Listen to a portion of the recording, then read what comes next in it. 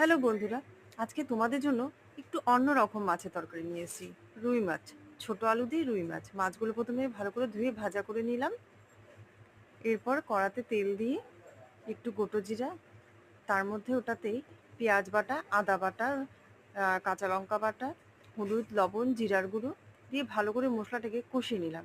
আর তার আগেই আমি একটু আলু ভেজে রেখেছিলাম, ছোট ছোট আলু।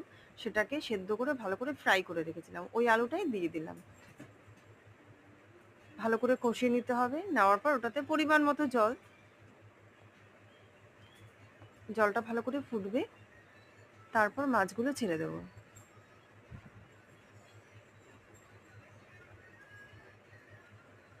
দিয়ে তারপর কিছুক্ষণ ভালো করে আর একটু ফোটার জন্য সময় দেব। একটু শুকিয়ে আসবে মাছটা, গ্যাসটা অফ করে দেবো। But ready.